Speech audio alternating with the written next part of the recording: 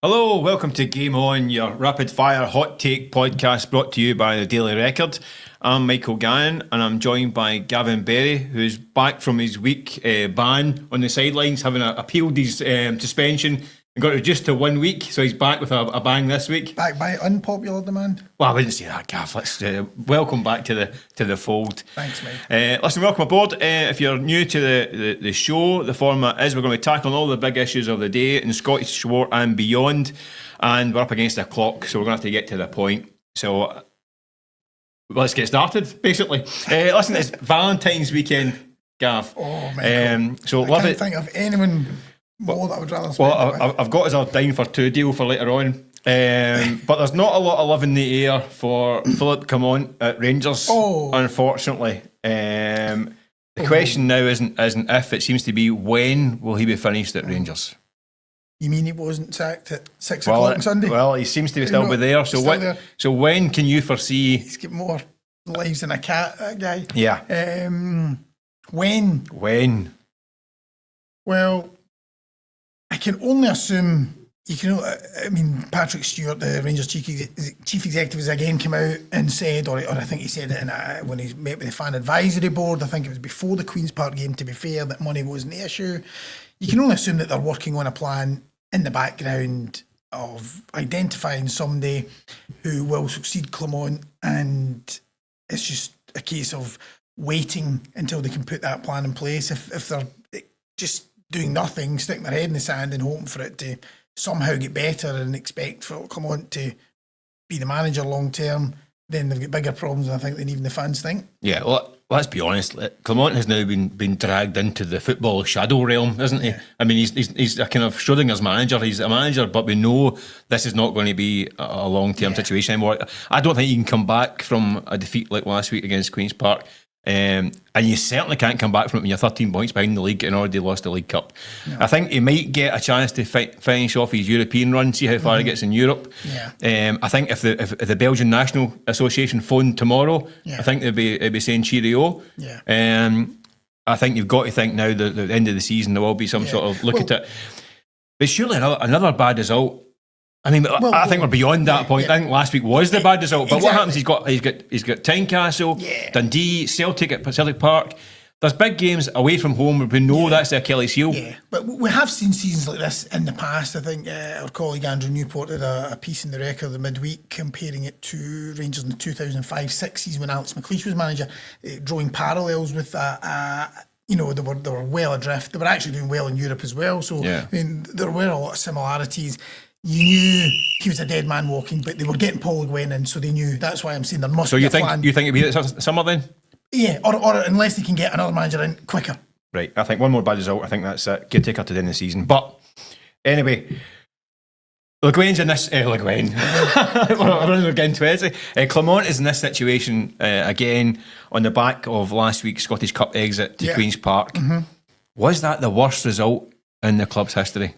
Well, there's been so much debate since that defeat. I think the next morning people were saying, is this the worst? Well, not even is it the worst in Rangers history? Was this the biggest Scottish Cup shock ever? Obviously, you had Celtic Inverness, and then infamously Rangers losing to Berwick Rangers in '67. I think in terms of, if we just take it Rangers in isolation, I think the Berwick Rangers defeat in '67 was actually bigger. Why? If you look at Queen's Park just now, they're sitting 5th in the Championship. Obviously Rangers' budget is far greater. That's a bit of an understatement. Yeah, but Queen's Park, they're a professional set-up. Berwick Rangers in '67, I think, had only been in the professional leagues in Scotland for less than 10 years. Queen's Park only professional for 5 years. Queen's Park were amateur until 2019, so 6 years, nearly 6 years they've been a professional. Well, so that argument's gone. Yeah, okay, but amateur in name only. This is a home game in the Scottish Cup, the last competition they can win this season, realistically, and they've lost to Queen's Park. Sorry, this is the worst result in their history, surely. That's what I was going to say. The only thing that that you can maybe argue about this being worse is the fact that it was home. You think of all the cup shocks in the FA Cup and in Scotland over the years, the majority of them have come when the minnows are at home. You Yeah. know, a mud bath pitch, how many Yeah. times? I think even the FA Cup, you know, Hereford, Newcastle, you'd Stenhouse, Muir, Aberdeen, the big ones. Clyde, Celtic, yeah. Clyde, Celtic. Inverness is the other one, yeah. But Inverness obviously was at Celtic, but that's why that's sort of comparable. But no, Berwick Rangers were, I mean, it was back in the days, it was a 20-team second tier back then. There was 18 teams in the top flight. I think they'd been playing in the Dog and Duck. Well, listen, League in the you were Bordeaux before that. also around at that point in time. It was a bit before my time. I think that's the worst. I was covering it. I think the most embarrassing one was the Stirling Albion League defeat when the manager was away getting married.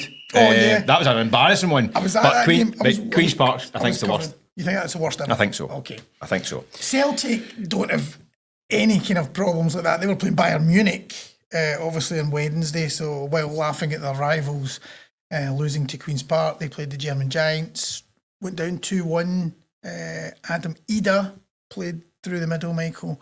Despite Daizen Maeda have been available for the game after his suspension was reduced, Maeda made a difference when he moved into the striking role after Idah went off. What do you think? Will Maeda start up front in Munich for his salvage job in the return? I think he might, but I don't think Celtic should change it too much. I think Idah, I think Idah is a bit of a struggle of a game, but in the bigger picture, I think Maeda out in the flank is vital to the way Celtic compete and defend in Europe. And I think even though I think the kind of Celtic looked as though they were kind of getting under a lot of pressure and buying a lot of possession. I mean, Daizen Maeda kept the fullback very quiet, which meant they couldn't get the overloads at times. It didn't create an awful lot of chances, Bayern. I mean, I know they won the game and I think they deserved to win the game. Didn't create an awful lot of clear-cut chances. A lot of that's because Maeda had the fullback on toast on the break and he knew it, which meant he couldn't. I mean, Lemmer couldn't get up the park and support Michael Olise, who, listen, he got the goal, but it's a wee bit of luck and then a bit of genius. Yeah. So I think Maeda is more effective in that up flank. I don't think Celtic should have sold Kyogo. I think Kyogo was a big miss against Bayern. I think he'd have been in there harassing defenders. What I liked from Maeda was that he did, once he moved into centrally, he did harass. And by the way, I've never seen Manuel Neuer so uncomfortable with the ball at his feet. Yeah. This is the original super keeper. This is the guy who practically invented the position. Yeah, and he looked a bit spooked by Maeda, didn't he? But he did. But is that when it's unfair on Adam Idah because that's not really his game? No, He's not going to be no. pressing. And in Idah's defence, didn't create an awful lot of chances when he was on the pitch, and also by the time Idah moves in to the centre, you're 70 minutes into the game. Bayern are tired, And they're also two up and thinking their game's done. Exactly. So do you think it's unfair? Do you think Idah's getting a bit of I think so. I think he done unfair a power of work, and he helped allow the kind of room for Maeda to move into the middle. But then again, listen, they've got Jota, who's another week down the line in training. He can play in that wide area. I thought he looked sharp when he came on as well. I just think Maeda on the flank just gives the team so much. Yeah. And Bayern are dangerous on the flanks as well. And Idah also did very well against Aston Villa in the previous game. It would have been half to drop him. He did. Next up, Michael, obviously they are trailing 2-1 Celtic. They go to the Alliance Arena. You'll be there, I think, yeah? Yeah. I'll be going next week, yeah. Minus 10 apparently. Is that right? Yeah. So it's Long John's weather in Bavaria. Okay, but Celtic are -1. Yes. Will they turn it round? Oh. Do you know what? It's going to be extremely difficult. Let's be honest, right? It's going to be a huge test, and it's slightly unlikely. I say slightly unlikely. It's highly unlikely that they do turn it around. Bayern haven't lost at home in Europe for 5 years. The last time was PSG in the European Cup quarterfinals. Right. So they're about as tough as it gets. But I think there's a bit of hope for Celtic. I think they actually played quite a good game plan against Bayern in the first leg. I think I quoted the Ebbe Skovdahl line that the operation was a success, but the patient died. The patient didn't die the other night. The patient is still alive, and I think because that game plan might work in Munich, because they might not go all out because they know the pace of Kuhn and Maeda can damage them in the break. So it might be a cagey. It might suit Celtic. If you stay in the game long enough, I think at that point you can throw on your Jota, you can put Maeda through the middle, you can go for it. I don't think this tie is over. Yeah, I think there's life in it. Yeah. Did Bayern? Were they not as good as you expected? Bayern?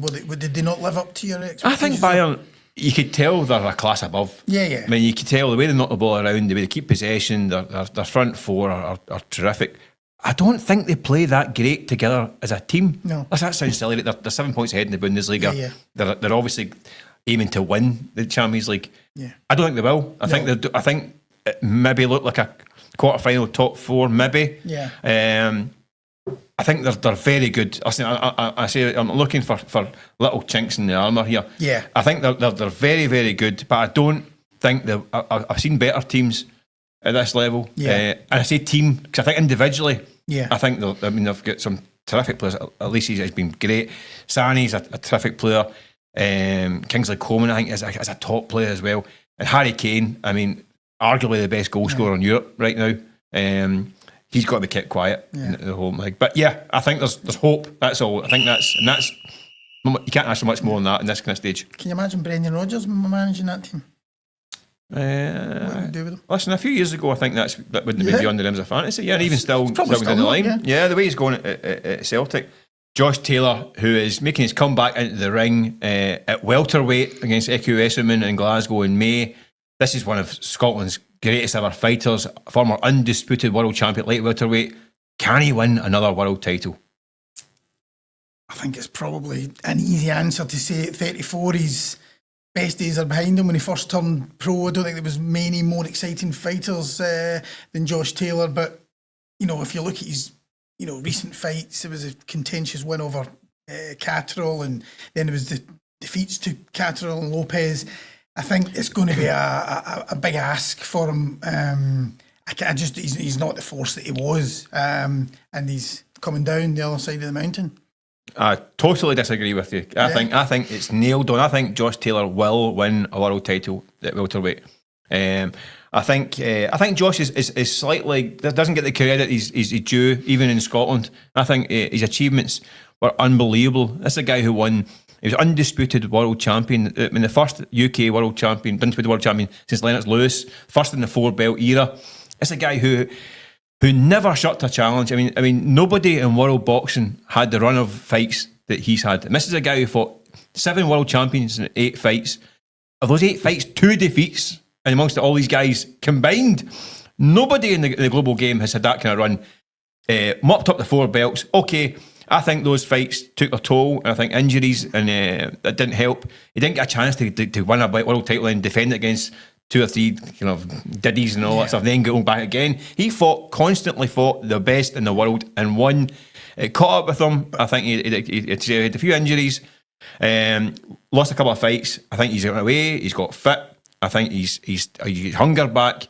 I think this is going to be the next phase in his career. I know he's 34. 34? Welterweight division, I think, at the moment is starting to clear a little bit. Terence Crawford's moved up. He's now chasing the fantasy land kind of show fights and all that stuff.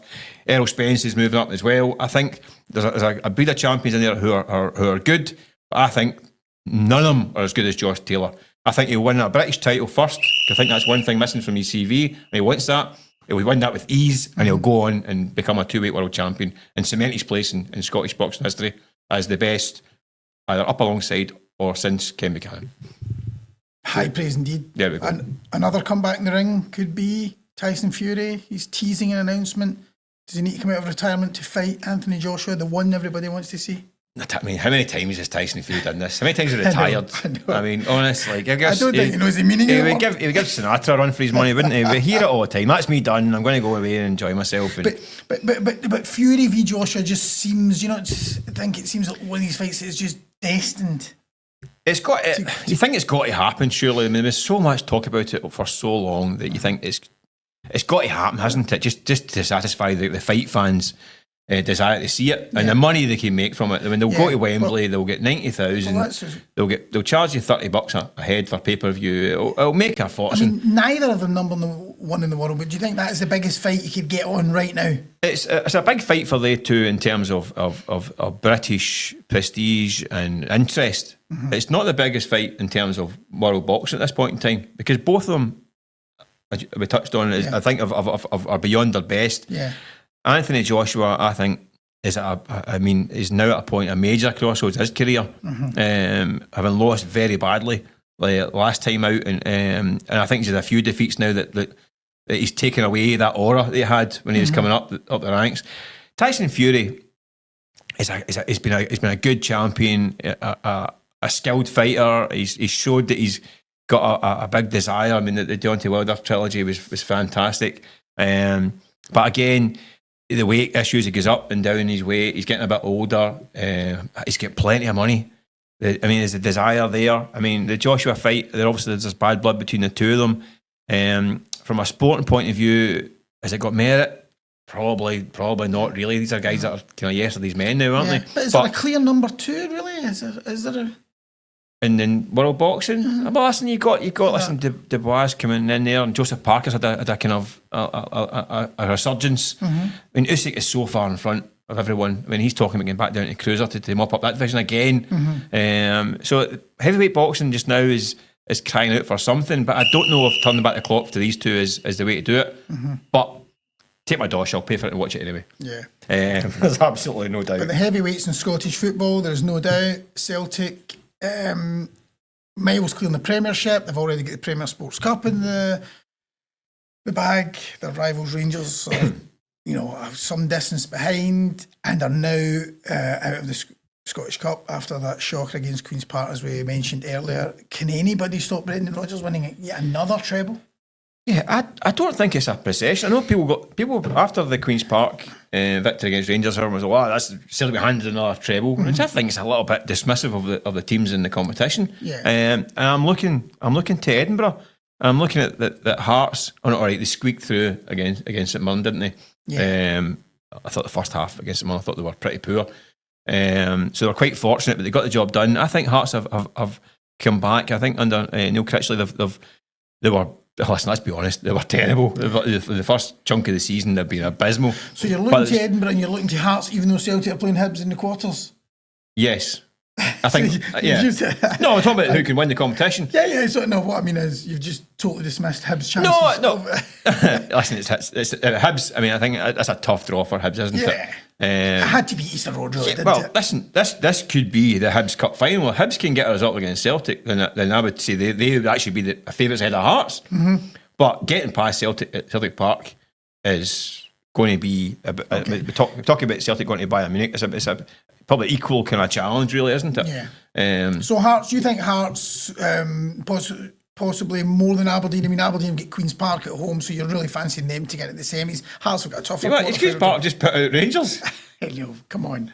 Well, just taking down one of the biggest scalps in the competition. Yeah, okay. Listen, if you're talking about cup history, I mean, Queen's Park will get cup history. Well, they have, yeah, but I think you need to go back to when... Were you working at the record then, yeah? I was a cup reporter back then, yeah. You had me at Berwick in 67. But no, no, but you have to... I think when you were looking at the draw, as you see, once Rangers were out, everybody was saying, right, that's it. I think for Celtic to have gone out of the competition, I think you were... The only chance would have been had they got maybe Hearts, Hibs or Aberdeen away from home. The fact that they got the home draw against Hibs, as you say, almost certainly into the semi-final. And then if it's Hearts or Aberdeen in the semi-final at Hampden, I think that's going to... Listen, Aberdeen has weirdly had such a poor run. You never know. They might actually surprise folk in this cup competition, wouldn't they? Like Ebby Scoville season, remember? Well, this is the thing. It's it's a bonkers game sometimes, and this might be one of those years. Yeah. But listen, in terms of the wider Scottish game, again, there's been a lot of criticism of VAR, hasn't there? We've had various clubs coming out and been, I mean, very scathing about it. Is it time for our game to bin VAR altogether? I think so, but obviously the clubs have been scathing over the actual, the decision making or lack of, the improvement in terms of coming to the right decision. But I think if you just set that aside, it's just sucking the joy out of the game.